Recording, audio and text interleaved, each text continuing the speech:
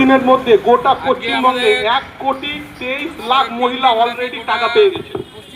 এটা আমাদের মানে বিশাল ক্রেডিট বলতে চলে, ক্রেডিট বলা যায়, এবং আমাদের সরকারের বিশাল এটা সাকসেসফুল কাজ হয়েছে। এই ক্ষেত্রে আমাদের মা বোনদের মুখে হাসি হয়েছে বা কোনো একটা উন্নতির দিকে প্রবেশ হয়েছে। এবং দ্বিতীয়ত জিনিস হচ্ছে, আমরা দেখেছি আমাদের পশ্চিমবঙ্গের বেশিরভাগ গরিব লোক যাদের কাছে কোনো মেডিকেলের কোনো সদস্য, যুব মোর্চার ভাইয়েরা এবং পঞ্চায়েত সদস্যরা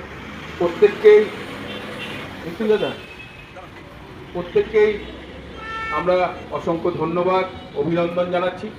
আমাদের পশ্চিমবঙ্গ সরকারের যে 100 দিন আমরা অতিক্রম করলাম, সেই 100 দিনে আমাদের যা সংকল্প ছিল, আমাদের এখানে আমাদের টিকন ভাই আমাদেরকে কিছুটা বিস্তারিত বলেছে।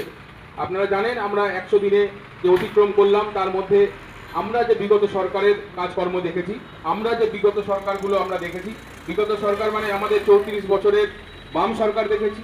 তারপরে আমরা 15 বছরের আমরা এখানে তৃণমূল যে কোম্পানি যে রয়েছিল, সেই কোম্পানির সরকার আমরা দেখলাম।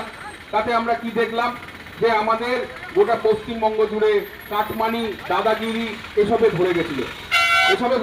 আজকে কয়লা খাদান থেকে শুরু করে, বালির খাদান থেকে শুরু করে, পাথরের খাদান থেকে শুরু করে সমস্ত জায়গায় দুর্নীতিতে তারা ভরিয়ে ফেলেছিল। আজকে চাকরি দেওয়ার নাম করে সেখানে দুর্নীতি হয়েছে, টাকার বিনিময়ে চাকরি হয়েছে।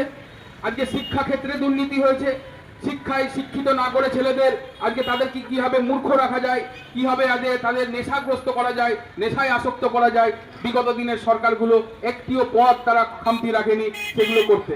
আপনারা জানেন স্কুল একটাও তারা করতে পারেনি। নতুন স্কুল বছরের পর বছর, দিনের পর দিন বন্ধ হয়ে গেছে বিগত সরকারের আমলে। আর কি হয়েছে, দিনের পর দিন তারা মদের দোকানগুলো তৈরি করেছে রাস্তার ধার দিয়ে। আজকে তার কিন্তু মানুষ সঠিক জায়গায় সঠিক উত্তরটা দিয়ে দিয়েছে, সরকারের পরিবর্তন এনেছে। সরকারের পরিবর্তন আনার সঙ্গে সঙ্গে আমাদের যে বিজেপি সরকার আসবে,